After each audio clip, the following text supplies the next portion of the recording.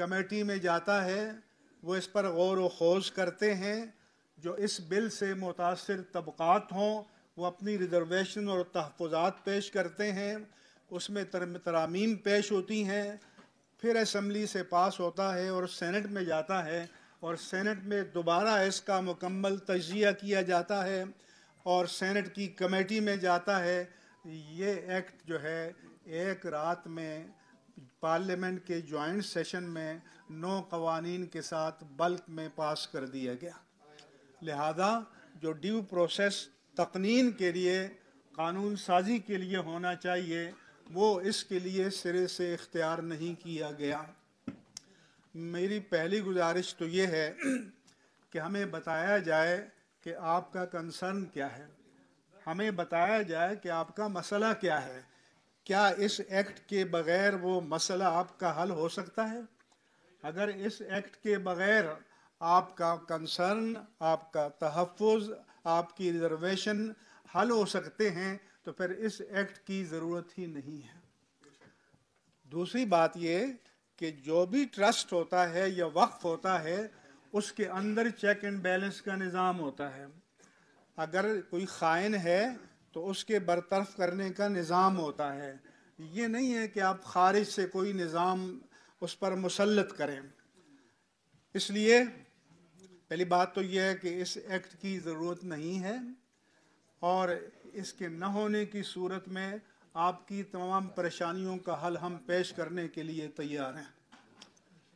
Number 2 یہ ہے کہ قومی اسمبلی کے اسپیکر نے ہمیں عشائیے میں بلایا، اور جب ہم نے کہا کہ ایسا کوئی ایکٹ تو نہ امریکہ میں ہے، کیونکہ انڈاؤمنٹ تو وہاں بھی ہے کہ کوئی گریڈ 19 کا بیوروکریٹ آئے اور وہ کہہ دے کہ آپ اٹھ جائیے آپ ٹھیک آدمی نہیں ہیں اور سارا چارج مجھے دے دیجئے۔ ایسا روئے زمین پر کہیں نہیں ہوتا کہ ایک فرد کو، ایک بیوروکریٹ کو یہ اختیار دے دیا جائے کہ وہ اپنے ذہن میں سمجھے کہ یہ ٹھیک نہیں ہو رہا اور جا کر قبضہ کر لے۔ ایسے قبضے کرنے نہیں دیے جائیں گے اور ان کی مکمل مزاحمت کی جائے گی۔ اس لیے کوئی فورم ہونا چاہیے جس میں ہم بھی ہوں، جس میں آپ بھی ہوں، آپ بتائیں کہ فلان جگہ یہ مسئلہ ہے اور آپ کے پاس جو شواہد ہیں، جو ثبوت ہیں، وہ پیش کریں۔ اگر وہ شریعت کے تقاضوں کے مطابق ہوں گے تو اس کا ہم حل پیش کریں گے، ہم آپ کے ساتھ ہوں گے۔ لیکن یہ نہیں ہو سکتا کہ ایک بیوروکریٹ کو یہ اختیار دے دیا جائے کہ واقف نے جو وقف قائم کیا ہے وہ اچانک جا کر اس پر قبضہ کر لے۔ اس لیے سب سے بڑا جو خطرناک اور یہ جس میں اس کی بنیادوں میں جو بارود بھرا گیا ہے وہ یہ اس کی دفعہ ہے، اور یہ کسی صورت میں قابل قبول نہیں ہے۔ اس کے بعد چونکہ اسپیکر صاحب نے کہا کہ آپ ترامیم پیش کریں، اپوزیشن نے ترامیم پیش کی تھیں لیکن انہوں نے بائیکاٹ کر دیا تھا، اور ہم آپ کی ترامیم کو پارلیمنٹ سے پاس کرائیں گے۔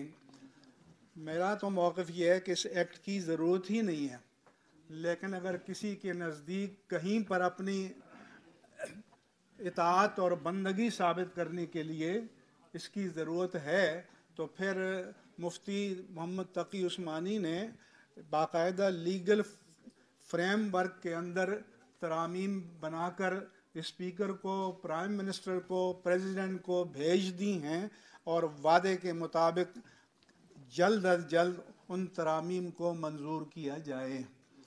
اگر آپ ان ترامیم کو منظور نہیں کریں گے تو پھر اس کے بعد ہمیں عملی جد و جہد کا میکینزم اور طریقہ کار وضع کرنا ہوگا۔ اس وقت تو یہ لوگ، جیسا کہ میں نے عرض کیا، ہم اپنی ذمہ داری پر آئے ہیں، ہم اپنے دینی تقاضے کے مطابق آئے ہیں، اور مدارس کا اور مساجد کا تحفظ کرنا، ان کی آزادی کا تحفظ کرنا، یہ ہماری ذمہ داری ہے۔ اس کے ساتھ ساتھ یہ بھی کہوں گا کہ کہیں جی آپ تو ہیٹریڈ تقریریں کرتے ہیں، تو میرا خیال ہے کہ آج کل مذہبی ہیٹریڈ یا منافرت کی تقریریں نہیں ہو رہی، سیاسی منافرت کی تقریریں ہو رہی ہیں۔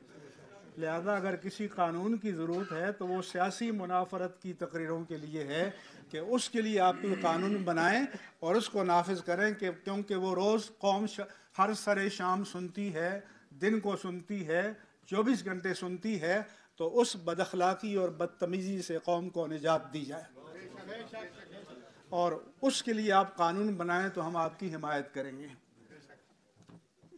مزید یہ کہ کون سی اگر نفرت انگیزی پر مبنی تقاریر ہیں تو ان کے لیے قوانین پہلے سے موجود ہیں، ان قوانین کو آپ متحرک کریں، ان قوانین کو آپ روح عمل لائیں، کسی نئے قانون کی ضرورت نہیں ہے۔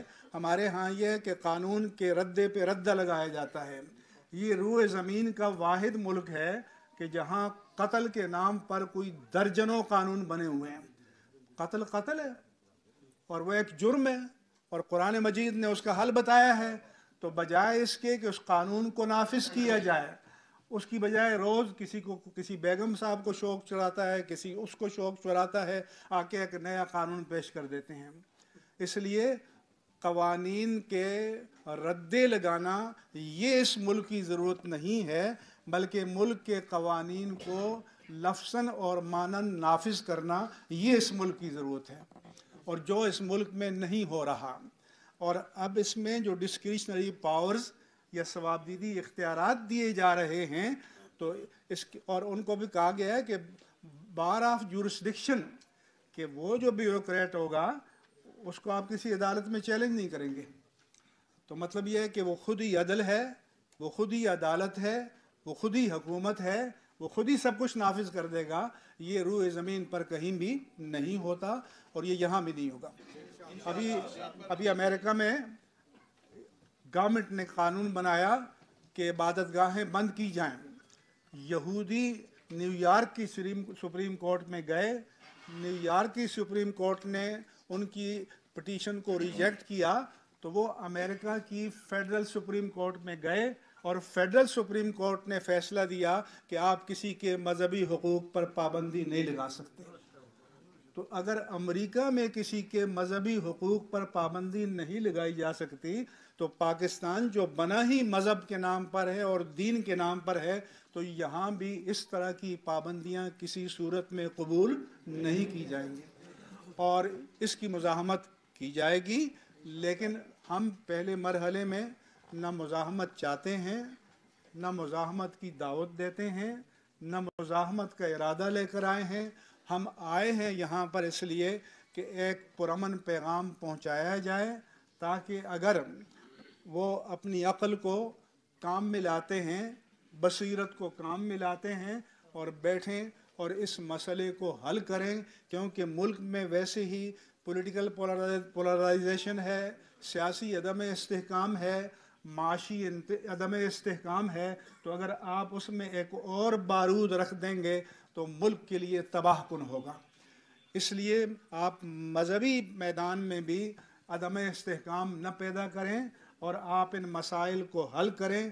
ہم مل کر مسائل کو حل کرنے کے لیے تیار ہیں، تاکہ کل کوئی یہ نہ کہے کہ یہ مذہبی لوگ انتہا پسند ہیں، ایکسٹریمسٹ ہیں۔ اگر ہمارے اس پرامن پیغام کو نہ سنا گیا تو اس کا مطلب یہ ہے کہ جو اقتدار میں بیٹھے ہوئے ہیں اصل میں ایکسٹریمسٹ وہ ہیں، انتہا پسند وہ ہیں۔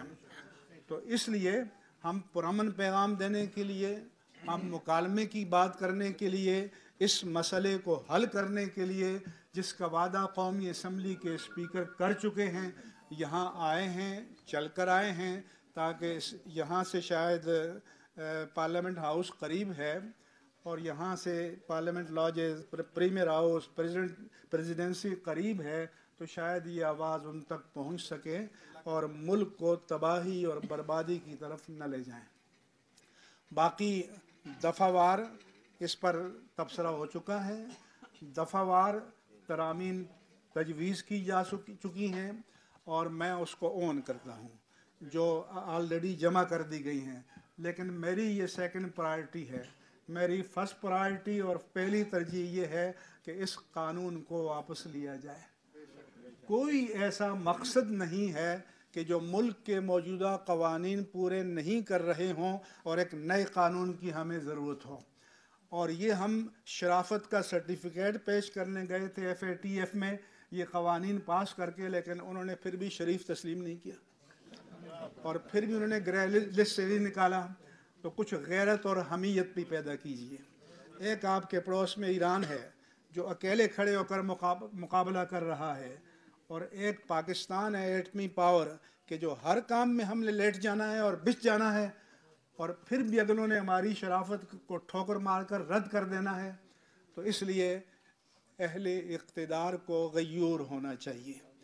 اہل اقتدار میں دینی، ملکی اور ملی حمیت ہونی چاہیے، اور انہیں قوم کی دینی، ملکی اور ملی حمیت کا ترجمان بننا چاہیے.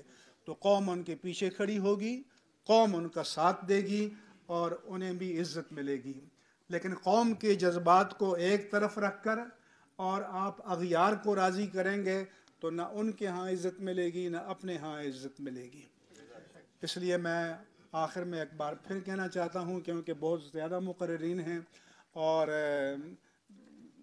سب کو ٹائم دیا جائے گا تو ظاہر ہے کہ شام یقیناً ہو جائے گی. تو ہم کہتے ہیں کہ پہلے مرحلے میں اس قانون کو انیکٹیو کریں، اس کو غیر فعال کریں، اس کو واپس لیں، اس کی کوئی ضرورت نہیں ہے. اور جو بھی رجسٹرڈ باڈی ہوتی ہے، جو بھی ٹرسٹ ہوتا ہے، جو بھی ڈیڈ ہوتی ہے، وقف نامہ ہوتا ہے، اس میں اس کے بائیلاز میں ہر مسئلے کا حل موجود ہوتا ہے. اگر نہیں ہے تو تجویز کر دیا جائے کہ یہ کلاز آپ اس میں ایڈ کر دیں، تو ہم اپنے اپنے ٹرسٹ میں اور باڈی میں یہ کلاس ایڈ کر دیں گے، شامل کر دیں گے، جمع کر دیں گے. اور وہ قوانین جو ہمارے پاس پہلے سے موجود ہیں وہ ہمارے مسائل کو حل کرنے کے لیے کافی ہیں. مہربانی فرمائیں اور یہ قانون کے ردے جو ہیں یہ چڑھانا چھوڑ دیں، قوم کے مسائل کو حل کریں. قوم مشکل میں گری ہوئی ہے، قوم مصیبت میں گری ہوئی ہے، قوم مہنگائی میں ڈوبی ہوئی ہے. ان مسائل کا حل تلاش کریں تاکہ قوم کے دلوں میں آپ کے لیے کوئی درجہ گنجائش نکل آئے. وما علیہ الا البلاغ المبین.